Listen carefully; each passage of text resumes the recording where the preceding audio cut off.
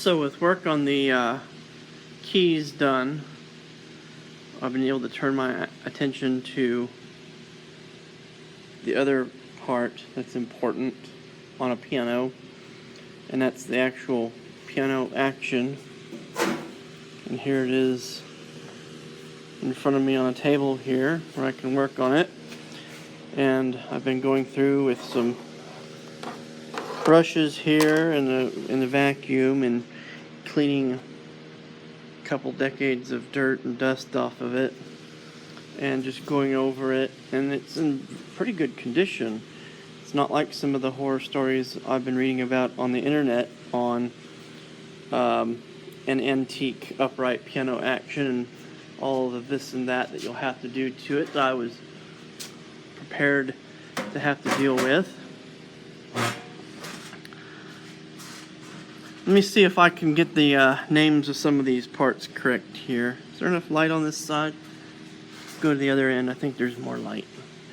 This is the treble end. And as you can see, the last, 20 some notes on the treble side don't have dampers. The dampers stop here.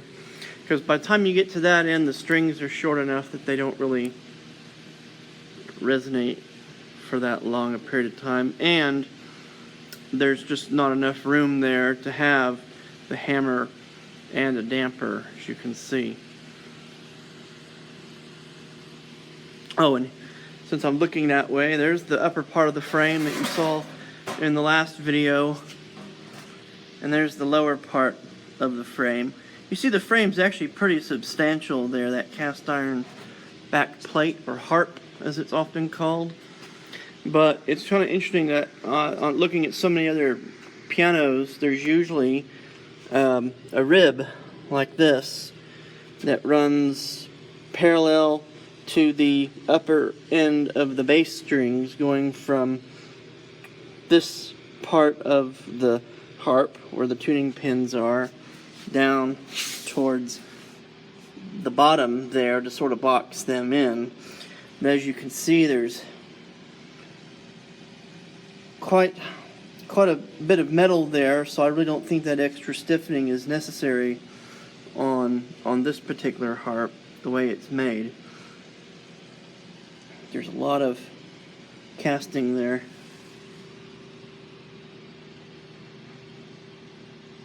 And this is the bass bridge right here. This would be the tenor and alto sections here, and then the treble section up here, and the bridge is all in very good condition there. There's no cracks or loose pins or anything. It's glued nice and tight to the soundboard. And people often talk about cracks in soundboards on these old pianos. I think it's something you just gotta realize is gonna be there. And this building, the temperature is going to swing quite a bit, and so it's going to be unavoidable. But there is a slight crack between the glue joint here on these two boards here that doesn't extend to the edge and ends back over there somewhere.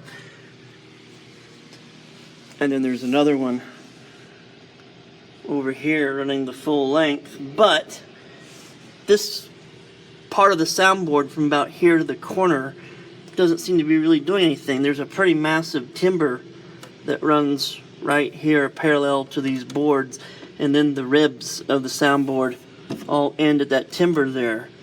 So in a way, this is sort of not a resonating part of the board. But the tone is pretty good on this. You don't hear any vibrations or buzzes or anything. I'll pluck a string here.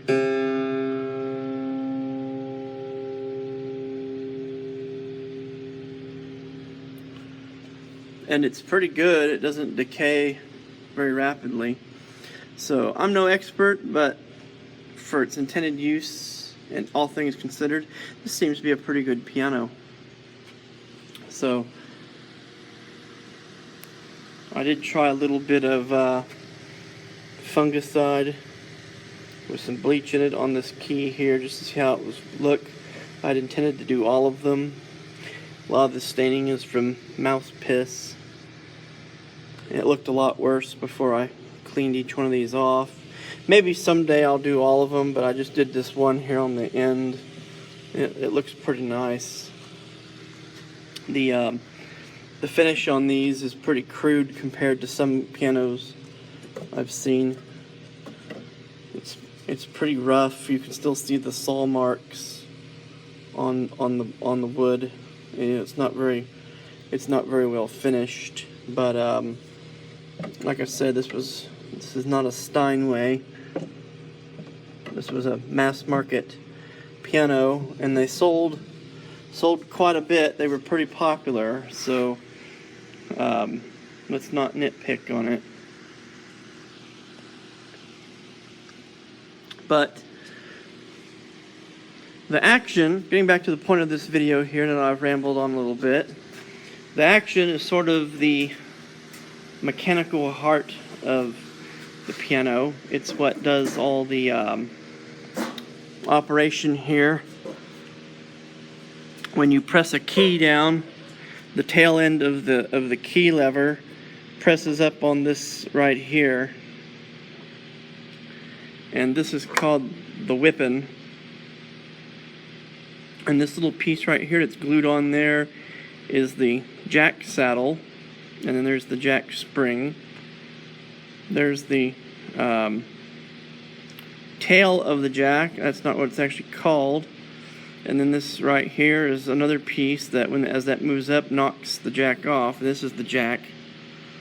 And then this is the hammer butt up here, the bridle strap, and this is where the player action operates the piano from. So if you're playing the piano by hand, it's operated from down here, but if you're using the player mechanism, it's operated from here. And as you can see, that pushes up, and then the jack hits the knockoff and allows the hammer to drop back against this right here. And that allows the hammer to hit the string and then back away from it so that the string can resonate and not just have the hammer sitting there against the string damping it. And then the dampers are over here on this side. You see this piece right here, the whippin', the tail of the whippin' has a pin that when it moves, it pulls the hammer back. So then these have a spring. There's a little steel spring here that rides in this little felt lined slot for each hammer.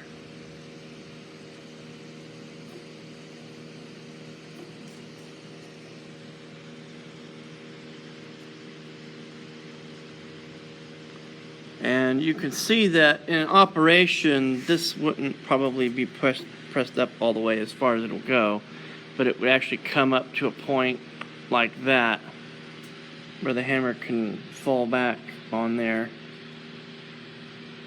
And you can see how that operates.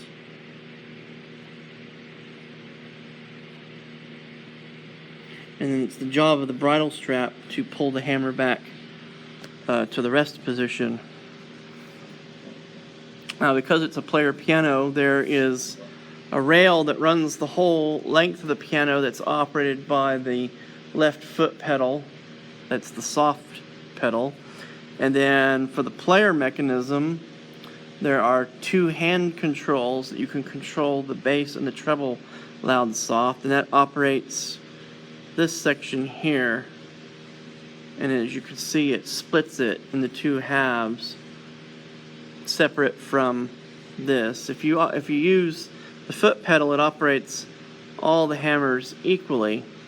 But if you use the hand control, it operates just half the hammers. And by moving the hammers closer to the strings, the stroke is less on the hammer, and the blow that it can deliver to the strings is reduced, and therefore you have softer notes. And then there's the sustain pedal, is the right pedal, and it operates this lever here, which is connected to a cam. It actually pushes up on it, and when it pushes up on it, it pulls the dampers back away from the strings so that they're free to vibrate. And everything is mounted in one nice compact assembly here with these cast iron upright frames and then these wooden horizontal rails that everything is screwed to. And it mounts in the piano. The bottom legs of the cast iron frame sit on these balls here on these posts, and then the top attached to these studs using these thumb nuts here to hold it in place. So it's very rigidly mounted in relation to the springs. Strings. I said not springs. So anyway, it's just a lot of cleaning, and then I'll put it back together, and probably won't do a full regulation. That's sort of an art in itself that I'm not very up to speed on, obviously, but give you a look at the action of a piano here and see kind of what's involved with bringing one of these back to life. Once the basic piano is back together, then I'll focus my energy on the player mechanism, and I've already done some groundwork on there, and the player works. So when I get this cleaned up and back in the case, I'll show you the player mechanism, and it's rather interesting. So this is Oklahoma Bridges, and thank you for watching.